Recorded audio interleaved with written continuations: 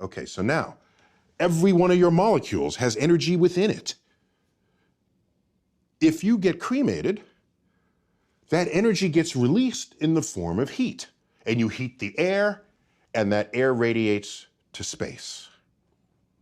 You get buried, which is how I want my body to be disposed of. Bury me. Bury me. Because you know why?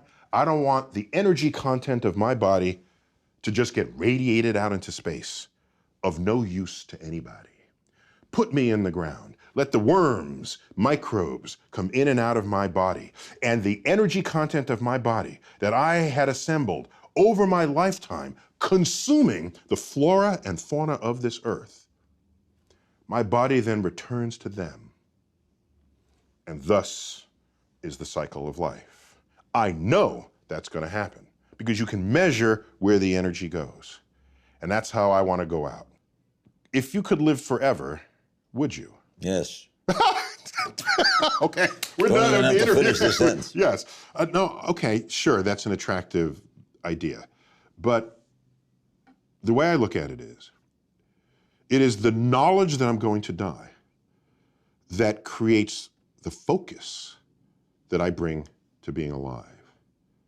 The urgency of accomplishment, the need to express love now, not later.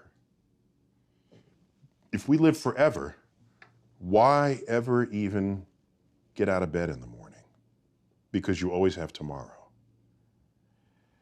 That's not the kind of life I want to lead. What do you think when you see religious people, when you see popes or rabbis or people who fervently believe, the Billy Grahams of the world, who are sincere and wonderful people? Yeah, of course. Who actually may be delusional that they're going somewhere? No, they're embedded in belief systems. And what I look at is I see all the belief systems, and when you line them up, they're not really compatible with one another.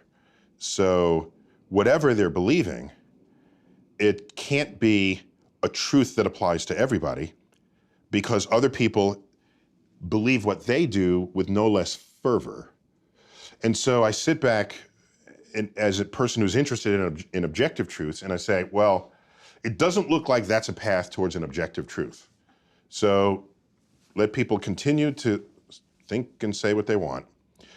But as a citizen of a country that is not founded on a religion, it's founded with sort of a secular construct in a way that protects whatever religion you want to express. This is protected in the Constitution. The Constitution doesn't actually mention God. Right. Rather controversial in its day.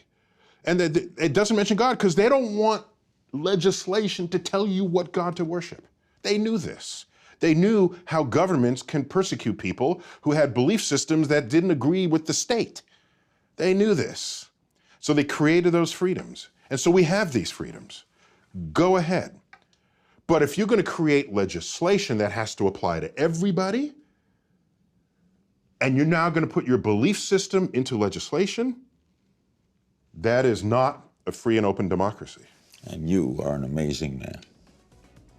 No, the universe is amazing. I'm just revealing that fact. Thanks to my guest, Neil deGrasse Tyson.